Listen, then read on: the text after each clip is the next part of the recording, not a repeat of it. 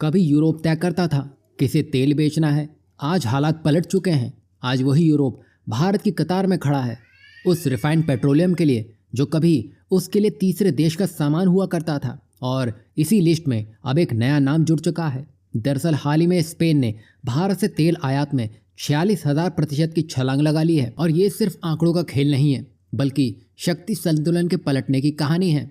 रूस पर प्रतिबंधों की दीवार खड़ी करने वाला यूरोप अब उसी दीवार के बीच भारत के रास्ते ऊर्जा तलाश रहा है। भारत के रिफाइनर जो कभी वैश्विक बाजार में दर्शक थे, अब नायक बनकर मंच के केंद्र में पहुंच चुके हैं। और स्पेन इसका सबसे बड़ा उदाहरण है। जहां कुछ महीने पहले तक भारत से तेल आयात उसकी सूची में कहीं नीचे था, वहीं अब वही उसका शीर्ष आयातक बन चुका है। बात करें नीदरलैंड जैसे पारंपरिक यूरोपियन हब्स की, तो उनकी रफ्तार धीमी है और यूरोप के दक्षिणी बाजारों ने भारत की ओर अब रुख कर लिया है।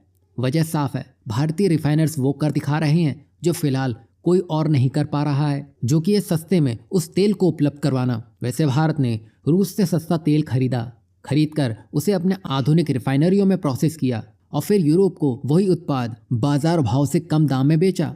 इससे न सिर्फ भारत की रिफाइनरिंग क्षमता की ताकत उजागर हुई, बल्कि यूरोप की ऊर्जा निर्भरता भी सबके सामने आ चुकी है। बता दें कि यूरोपीय संघ भले ही ये कह रहा हो कि वह रूसी तेल पर प्रतिबंध लगा रहा है, लेकिन हकीकत यह है कि उसके जहाज भारत से आने वाले उसी तेल से बने ईंधन पर चल रहे हैं। वहीं भारत के लिए यह सिर्फ व्यापार नहीं, बल्कि एक भू राजनीतिक जीत है।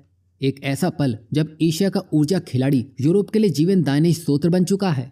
आज यूरोप के पास बहुत कम विकल्प बचे हैं। अमेरिका से दूरी, मध्य पूर्व की अस्थिरता और रूस की बंदिशों के बीच भारतीय प्रैक्टिकल विकल्प बन चुका है, जो उन्हें सस्ता, समय पर और भरोसेमंद ईंधन दे सकता है।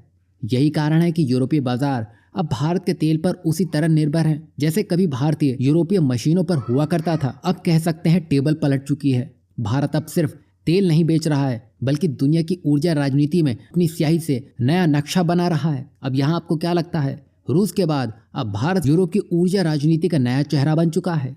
इस पर आप अपनी राय क्या रखते हैं, जरूर बताइएगा।